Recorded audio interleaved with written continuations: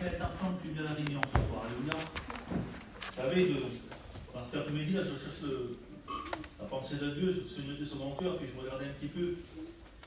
Et puis, je dis, Seigneur, qu'est-ce que je vais apporter ce soir? Qu'est-ce que tu veux que je fasse? Qu'est-ce que tu veux que je dise toi?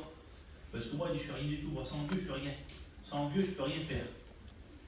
Le Seigneur a mis un mot sur mon cœur ce soir. Et puis, à travers les cantiques qu'il y a eu, à travers les témoignages, eh bien, j'ai senti l'approbation de Dieu. Alléluia. Amen. Ça va béni ce soir, parce que les témoignages qu'il y a eu là, je vous rends grâce et gloire au Sauveur. Amen. Puis j'aimerais qu'on reprie le Seigneur encore, parce qu'on a besoin de la grâce de Dieu. Mon Dagano qui me présente. Alléluia. C'est vrai que l'honneur qui vous est purifié, et le nom de cette soirée, pour bénir louer son nom, bénir son nom, et tant qu'il a été chanté pour ta gloire, les témoignages qui disent pour ta gloire, nous avons Grégory, mon Seigneur, le message que tu as dans son cœur, c'est dans le milieu de l'homme, mon Dieu, dans ton cœur. Nous savons que tu vas le faire parce que tu es Dieu, tu es Dieu, tu es pas mon cœur. Celui qui est Dieu aux prières, qui écoute aux prières. Alors bénis Grégory dans ce qu'il pour nous, mon Seigneur. Et je te dis merci pour tout ce qui vient été fait. Tout ce que j'ai envie, c'est toi seul, Jésus. Amen. Ton nom soit glorifié. Alléluia. Monsieur, le Seigneur, il te connaît. Il y a un psaume que je dis souvent quand je prêche. Et c'est parce que c'est une réalité. Et des fois, on n'en prend pas conscience. Le Seigneur, il te connaît. Il dit, je te sonde, je te connais. C'est le psaume 139. Il dit, je connais ta pensée. Il dit, je sais comment tu es rentré dans l'église ce soir. Il dit, je te connais. Alléluia. Et puis, le Seigneur me met un mot sur mon cœur, que j'aimerais qu'on rentre dans la lecture. Amen. Et puis, j'aimerais que tu comprennes la parole parce qu'elle est pour toi. Alléluia. C'est dans le livre de Matthieu, au chapitre 14, verset 22. Nous y dit ça. Il dit, aussitôt après, il obligea les disciples à monter dans la barque et à passer avant lui de l'autre côté pendant qu'il renverrait la foule. Quand il eut renvoyé, il monta sur la montagne pour prier à l'écart. Et comme le soir était venu, il était seul. La barque, déjà au milieu de la mer, était battue par les flots, car le vent était contraire. Alléluia. Parce que le vent était contraire, nous est dit. Et puis moi, je voudrais te dire ça. Combien de fois tu as vécu des vents contraires dans ta vie? Combien de fois dans le courant de ta vie, je parle à tout le monde, là. Je parle de ceux qui soient chrétiens, qui ne soient pas chrétiens, pas convertis. La parole, elle est pour tout le monde ce soir. Combien de fois que tu as vécu des vents contraires, des difficultés? Certaines personnes, ils passent des vents contraires à travers leurs enfants. Certaines personnes passent des vents contraires parce que des fois, ils manquent d'argent. Des fois, c'est des difficultés pour eux. Combien de fois tu as vécu des vents contraires dans ta vie? Alléluia. Et puis le Seigneur nous a dit ça là. Puis j'aimerais que tu comprennes la parole. À la 4e veille de la nuit, Jésus alla vers eux marchant sur la mer. Quand les disciples le virent marcher sur la mer, ils furent troublés et dirent, c'est un fantôme. Et dans leur frayeur, ils poussèrent des cris. Jésus leur dit aussitôt, rassurez-vous, c'est moi. N'ayez pas peur. Alléluia. Je ne sais pas si tu vois l'importance de ce mot-là. Il dit, rassurez-vous, c'est moi. À travers ta difficulté, à travers ton problème, je te dis, rassure-toi, c'est moi. Tu as un rocher sur lequel tu peux t'appuyer. Parce que Jésus, il est là pour toi. Alléluia. Vous savez ce que c'est Jésus pour nous chrétiens? Vous savez, on a Dieu le Père. Mais Jésus, c'est un grand frère pour toi. Jésus, c'est un grand frère. Quand tu as un souci, des fois, j'ai mon petit pour l'autre fois, là. Vous allez rigoler ce que je vais dire, mais c'est une réalité. J'ai mon petit mat, l'autre fois, il s'est battu avec des mais il était beaucoup plus grand que lui. Et puis lui, il s'est chicané avec, mais il savait qu'il avait 13-14 ans. Mais aussitôt, qu'est-ce qu'il a fait? Il dit, je vais chercher mon grand frère. Il avait la sûreté, il a dit, je vais chercher mon grand frère. Mais toi, dans ton problème à l'ennemi, là, mais tu dis, j'ai un grand frère qui s'appelle Jésus, alléluia, et puis il a l'autorité sur toi, alléluia. C'est pour ça qu'il ne faut pas se décourager. Mon message à moi de soir, c'est sur le découragement. Et souvent, les témoignages qu'on a écoutés, même dit quand j'ai écouté parler, il parlait beaucoup du découragement. Ou des fois du laisser aller aussi. Mais bon, le message de ce soir, c'est ça. Et puis là, ce qu'il nous dit encore même un peu plus bas, donc on continue la parole. Il dit, Pierre lui répondit, Seigneur, si c'est toi, ordonne que j'aille vers toi sur les eaux. Et il dit, viens. Pierre sortit de la barque, marchant sur les eaux pour aller vers Jésus. Mais voyant que le vent était fort, il eut peur. Et comme ils commencèrent à s'enfoncer, il s'écria, Seigneur, sauve-moi. Aussitôt Jésus étendit la main et le saisit et lui dit, homme de peu de foi, pourquoi as-tu eu peur? On se rend compte que là, que Jésus, tant que Pierre marche sur l'eau, mais tant qu'il voit Jésus, tant qu'il regarde qu'à la croix, eh bien il marche sur l'eau. En travers les difficultés, là, si tu marches, que tu vois Jésus là, mais tu n'auras pas de problème, tu t'en sortiras. Mais il nous a dit que la pierre, lui, quand il marche sur l'eau, là, à ce moment-là, il commence à aller voir le contraire, il commence à voir qu'est-ce qui se passe à ses alentours. Et puis là, une crainte vient dans son cœur. En vrai, le doute vient dans son cœur. C'est même pas une question de foi, là. C'est une question qui prend le doute, parce qu'il voit Jésus devant lui. Mais là, le doute vient dans son cœur. Et puis là, il commence à s'enfoncer, là. Et souvent de fois, des fois, dans notre vie chrétienne, là, et bien, souvent de fois, et bien, même quand tu vis au de la réunion, tu commences à t'avancer avec le Seigneur, dans le travers de certaines choses, et bien, tu prends le doute et tu t'enfonces. Et puis certaines fois, des fois, tu t'enfonces un petit peu. Mais là, nous dit à un moment donné qu'il commençait à s'enfoncer. Mais à un moment donné, il s'est crié, mais Jésus, il t'en amène. Donc ça veut dire qu'il a carrément coulé. Parce que le doute l'a envahi. Il a été enseveli. Et puis là, il a eu la bonne réflexe. Il a demandé à Dieu, il a crié à Dieu, puis Jésus a tendu la main, mais il l'a sorti de l'eau. Mais des fois, combien de fois il y en a, et bien, en travers ces vents contraires là, des fois il y en a qui s'avancent un peu, ça devient une routine, ils se découragent. Et puis il y en a des fois qui lâchent la main du Seigneur. En travers les vents contraires, ils lâchent la main du Seigneur. Et en lâchant la main du Seigneur, mais tu perds tout. Tu perds tout parce que le soutien que tu avais, mais tu ne l'as plus. Et puis les secondes fois, mais tu viens à la réunion quand même, des fois. Tu as lâché la main du ciel, mais des fois tu viens à la réunion quand même, parce que quand on a la réunion quand même, ça te fait du bien la réunion. La réunion te fait du bien. Mais toi, on dirait que des fois, il y a des personnes qui ne veulent pas s'en sortir. Et puis j'ai pris un exemple dans la parole de Dieu, et puis vous connaissez cet homme-là. J'ai pris un exemple dans la parole de Dieu, c'est David. David, tout le monde connaît David, c'est dans le livre de Samuel, au chapitre 17. C'est 1 Samuel 17, ou à partir du 38, vous pouvez le lire. Mais tout le monde connaît cette histoire. David, c'était un jeune homme d'environ 16 ans, c'était un jeune garçon. David, c'était l'homme selon le cœur de Dieu. C'était un homme terrible dans la parole de Dieu. David, c'était un type de Jésus, même dans l'Ancien Testament. David, c'est pas n'importe qui dans la Bible. C'était un homme que Dieu l'a formé de son jeune âge. Il gardait les troupeaux de son père, et quand des fois une bête féroce venait, ou un ours ou un lion, il arrachait l'agneau de sa gueule. Parce que tellement qu'il était plein de Dieu, tellement qu'il était armé de Dieu. David, c'était un homme qui se tenait dans le Seigneur. Alléluia. Et puis là, quand l'histoire, vous la connaissez, il nous a dit qu'il y a un Philistin qui s'appelle Goliath. Et ce Goliath, il nous dit qu'il représente, il est grand de 6 coudées, un homme de 3 mètres de haut, un géant. Et cet homme-là, il terrifiait le peuple. Et personne ne pouvait lui faire face à ce Goliath. Mais David, ce jeune garçon, lui, tellement qu'il est rempli de Dieu, tellement qu'il vit la vie de Dieu, quand il voit ce Goliath, il dit, moi je vais y aller, moi. Il dit, moi je vais y aller, mais ça, personne ne veut le laisser faire. Il va te prendre, il va te briser en quelque sorte. Tu es un jeune garçon, tu es un enfant. Mais dis-moi, moi je vais y aller, moi. Parce que lui, il avait confiance au Dieu qu'il avait dans son cœur. Il savait qu'il était armé de Dieu, David. Alléluia. Et puis j'aimerais prendre la lecture avec toi. Et puis on va le dire au verset 45, quand il se présente devant le Philistin. David dit aux Philistins, tu marches contre moi avec l'épée, la lance et le javelot. Et moi je marche contre toi au nom de l'Éternel, du Dieu de l'armée d'Israël que tu as offensé. Aujourd'hui, l'Éternel te livrera entre mes mains et je te couperai la tête. Alléluia. Il dit ça lui. Il dit, je marche contre toi, il dit, avec le nom du Seigneur. Alléluia. Celui que tu as offensé. Mais il y a un texte que j'aime bien, moi. Et c'est la version de David Martin. Elle dit ça, là. Moi, je viens contre toi armé de Dieu. Alléluia.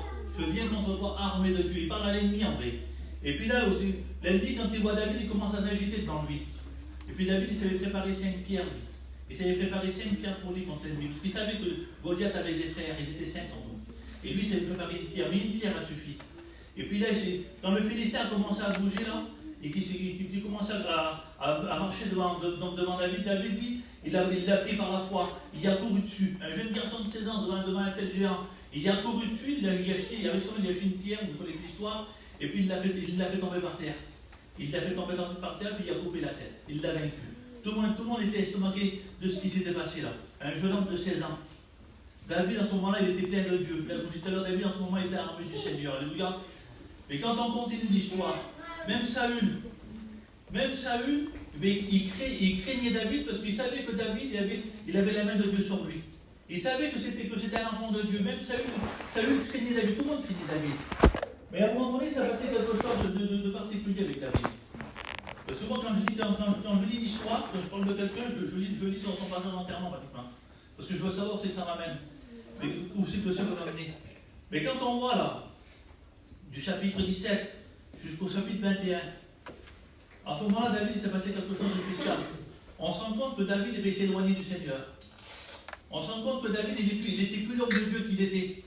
On te dit, mais qu'est-ce qui s'est passé? C'est de David, celui qui a battu Goliath, celui qui était armé de Dieu, celui qui dit que c'était le cœur de Dieu, il représente David. Qu'est-ce qui s'est passé? Mais David, vous savez ce qui s'est passé pendant les 2-3 chapitres là?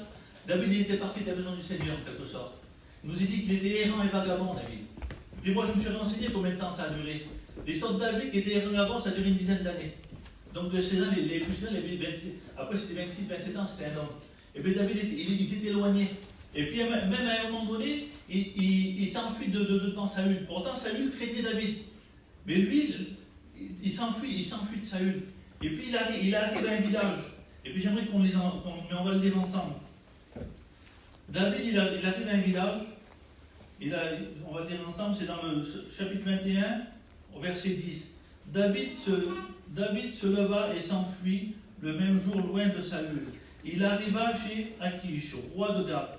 Le serviteur d'Achish lui rend. Le serviteur d'Achish lui dit: n'est-ce pas David, roi du pays, n'est-ce pas celui pour lequel on chantait Saül a vaincu 1000 et David en a vaincu 10 000? Et puis David, quand il écoute ces paroles-là, une crainte vient dans son cœur, une peur vient dans son cœur, il en est terrifié. Pourtant, il a vécu un homme terrible, pourtant, il a vécu Goliath. Et là, d'un homme semblable à lui, là, une peur lui prend, il se met à faire le fou devant cet homme-là. Il se met à baver, il fait le fou, et puis il s'enfuit. Même le roi qui est là, il dit: mais qu'est-ce que vous m'amenez devant moi? Il a perdu la raison. Tellement qu'il a fait le fou de la peur, tellement qu'il en était terrifié. Mais qu'est-ce qui s'est passé avec cet homme-là? Parce que l'Esprit de Dieu s'était retiré de lui à ce moment-là. Parce que c'était plus l'homme de Dieu que c'était. Parce qu'il n'était plus armé de Dieu comme il était armé. Il s'était éloigné du Seigneur, David, à ce moment-là. Et puis quand on lit un peu plus loin, puis ça, j'aimerais que tu comprennes ce passage que je vais te dire là. Parce que ça, c'est pour toi ce soir. Alléluia. David, quand il s'est enfui là, il nous a dit que David est parti puis il se réfugia dans une caverne. David, il se réfugia dans la caverne d'Adullam. Vous savez ce que ça veut dire le mot Adullam? Ça veut dire enclos. Alléluia. Est-ce que tu voudrais rentrer ce soir dans l'enclos de Dieu? Alléluia. Est-ce que tu voudrais ce soir faire partie, mais Seigneur, de cette grande famille? David, il s'est réfugié dans cet enclos, dans la caverne d'Adullam. La caverne d'Adullam, moi, je la représente au cœur de Dieu. Alléluia. Et puis lui, il s'est réfugié à l'intérieur. Et puis quand David s'est réfugié à l'intérieur, ça c'est moi qui le dis, mais il y a des psaumes qui le prouvent. Quand David s'est réfugié à l'intérieur, eh bien, il s'est repenti devant le Seigneur. Parce qu'il a vu que sans Dieu, il n'est rien. Il a vu que sans Dieu, quand il a lâché la main du Seigneur, quand il était errant et vagabond, là, il a vu qu'il n'était rien du tout, parce que c'était plus l'homme que c'était. Parce que quand il était armé de Dieu, il était capable de vaincre un géant de 3 mètres, et quand il était loin de lui, un homme semblable à lui, mais il en prenait peur, il fallait qu'il s'enfuit parce qu'il ne valait plus rien du tout. Parce qu'il se mettait plus devant le Seigneur, parce qu'il était loin devant le Seigneur, parce qu'il ne priait plus, parce qu'il n'avait plus de communion avec le Père. Alléluia. Et puis là, il nous a dit qu'il s'est rentré dans cette caverne-là. Et puis j'aimerais te lire un psaume qu'il a écrit, parce que la plupart des psaumes qu'il a écrits, David il les a écrits dans cette caverne. Alléluia. Puis j'aimerais t'en lire un psaume. Un psaume que David a écrit. C'est le psaume 63. Il dit ça: ô Dieu, tu es mon Dieu. Je te cherche, mon âme a soif de toi.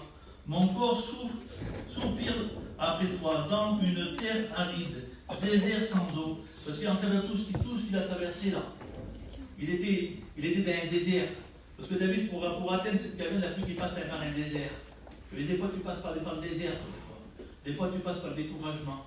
Des fois, tu passes par des choses, Seigneur, que le Seigneur veut t'en tirer de ta vie. Lui, il est la main tendue pour toi. Alléluia. Il est celui même qui peut te sortir de cette situation.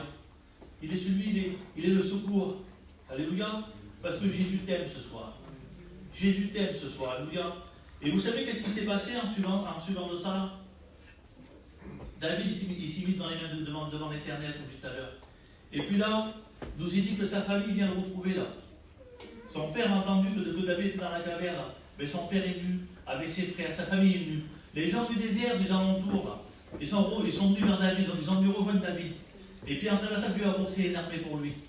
Et puis vous savez qu'est-ce qu'il a fait, David, à ce moment-là? Parce qu'il y avait des Philistins qui recommençaient à vouloir faire la guerre, à vouloir faire des misères.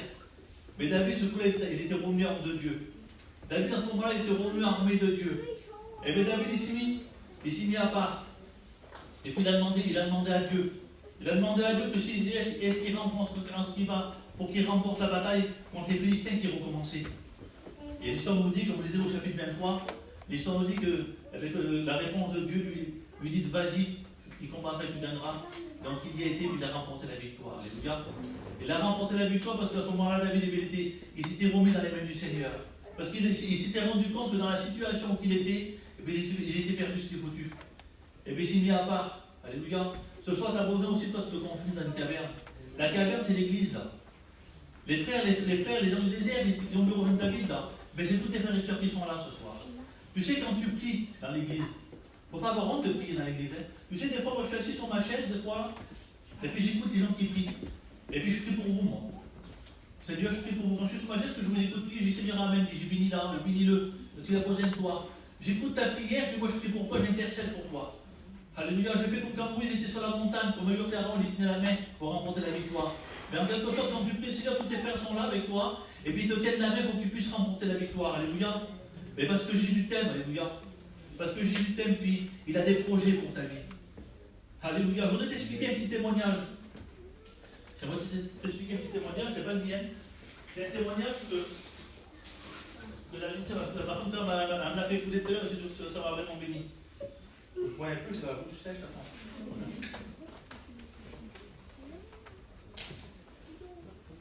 C'est un homme, cet homme-là, qui explique son témoignage, il n'a pas beaucoup de sous. Et puis, c'était pour le moment de Noël. Et puis, Seigneur, comment ça a touché mon cœur, ce témoignage. C'est simple, mais comment ça a touché mon cœur. Il dit qu'il n'avait pas beaucoup de sous, lui. Et puis, il dit à sa femme, la petite, qu'est-ce qu'elle veut pour Noël. Il a 3-4 enfants. Il dit, qu'est-ce qu'elle veut pour Noël. Il dit, surtout, il ne faut pas se tromper, que les petits soient contents pour Noël. Il dit, parce que je n'aurais pas de quoi racheter autre chose. Et alors, ça fait que sa femme, elle dit, si, la petite, elle veut ce cadeau-là, là. Il dit, est-ce que tu es sûr? Il dit, oui, j'en suis sûr. Il dit, parce qu'elle l'a découpé, puis elle l'a collé sur un lit, sur le papier, là. Et puis, avec lui, il achète ce cadeau-là. Il achète le cadeau positif, de plus, pour sa petite. Il l'a emballé dans le papier cadeau, puis il l'a mis dans son placard. Il l'attendait pour le donner pour le 24 décembre, pour Noël. Et puis, il nous dit que, à ce moment-là, la petite, elle le rangeait. Il dit, oh, pas le cadeau, tu t'as pas trompé, tu l'as bien acheté. Et puis, il disait, lui, tellement qu'elle me le disait, mais elle m'a rangé, il dit, pendant un mois ou deux, la petite, elle l'a rangé, après, le cadeau, tu t'as pas trompé, tu l'as bien acheté, c'est ça que je veux. Il dit, tellement qu'elle me rangeait, plus elle me rangeait, plus ça me faisait du bien. Il disait, plus elle me rangeait, mais comprends le sens. Il dit, plus elle me rangeait, plus elle me demandait, et plus à moi, ça me faisait du bien, son père. Ça me faisait du bien qu'elle me demandait ce cadeau, mais je n'y ai pas donné encore. Ça me faisait du bien. Jusqu'au jour, il dit, jusqu'au jour que j'y ai donné, de mon voulu, j'y ai donné son cadeau. La petite a été vraiment contente, mais moi, d'avoir content, j'étais encore plus content qu'elle. Et puis il disait ça, lui. Cet homme-là, il disait ça dans ce témoignage. Il dit, combien de fois, il dit qu'on demande à Dieu. Et puis il dit, Seigneur, je ne comprends pas, tu ne l'as pas donné encore. Mais lui, il se régale que tu demandes. Parce que lui, il se mettait à la place de Dieu à ce moment-là. Il dit, moi, je me régalais quand tu me demandais ce cadeau, mais plus elle me demandait, plus j'étais content qu'elle me le demande. Mais ce soir, demande-lui à Dieu. Mais ronge-le au Seigneur ce soir. Supplie-le au Seigneur ce soir. Supplie-le jusqu'à temps qu'il te donne ton cadeau que tu as besoin. Ça que tu as besoin dans ta vie, là. Mais demande-le et puis ronge-le au Seigneur. Parce que lui, il se régale. Jusqu'à temps qu'il va te donner. Et quand il va te donner, il va être encore plus content de voir que tu as reçu le message que tu as demandé. Alléluia. Demande au Seigneur ce soir. Je ne sais pas qu'est-ce qu'il va faire Didier à la réunion, comment ça va se dérouler s'il veut faire prier. Mais demande au Seigneur. Demande ce que tu as besoin, demande-le. Alléluia. Tu sais, dans la parole de Dieu, j'ai pris l'exemple de 2 hommes de plus. Mais ça, je ne sais pas pourquoi, je ne l'avais pas marqué, j'ai marqué tout à l'heure dans la réunion, ça. J'ai pris mon crayon, mais j'ai marqué ces 2 hommes. Et c'est pour quelqu'un ce soir. Le seul l'a mis à cœur, ça c'est pour quelqu'un. Il y a des personnes, souvent fois, me disent ça. Ils viennent à la réunion, mais c'est pas la réalité. J'ai des copains qui sont sur Bordeaux, puis souvent fois, ils me le disent ça. Ils viennent à la réunion, mais ils me disent ça. Ils disent, dis-moi, pour Dieu, je viens à la réunion parce que j'aime bien, mais je suis trop vilain devant le Seigneur. J'en ai trop fait devant le Seigneur. Il dit, je suis trop vilain, mais je viens à la réunion parce que j'aime bien la réunion. Mais moi, j'aimerais te dire ça ce soir. S'il y a une personne comme ça ce soir à la réunion, j'aimerais te dire que si ton cœur te condamne, Jésus est plus fort que ton cœur. Alléluia. Dans la parole de Dieu, j'ai pris 2 hommes. J'ai pris 2 hommes à l'exemple. J'ai pris Pierre et Judas. Alléluia. Les 2 ont mené bien en quelque sorte. Judas, il a vendu Jésus pour 30 pièces d'argent. Alléluia. Mais à ce moment-là, Judas, je pourrais te dire une chose, que s'il aurait demandé pardon, s'il se serait repenti, s'il lui a dit qu'est-ce que je fais, qu'il aurait regretté son acte, mais je te promets que Jésus t'aurait pardonné.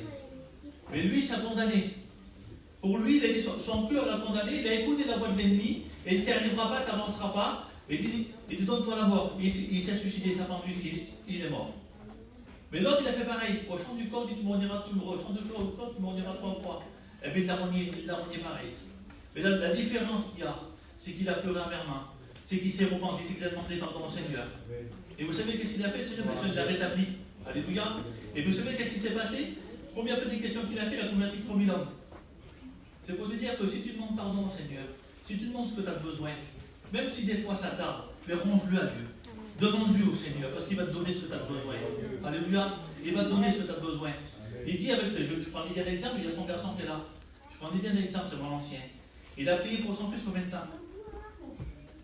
Seigneur, je le voyais, moi. J'essaie, j'ai mon petit papier dans l'autre Bible, là. J'ai marqué 2017. Juste que je commençais. J'ai marqué plein de noms, celui-là, puis j'ai marqué son nom à lui, là. Et c'était le dernier. Il n'était pas mal, il n'était pas engagé. Mais on a persévéré. Didier a prié, tout le monde a prié. Et moi, je prie aussi pour ce garçon.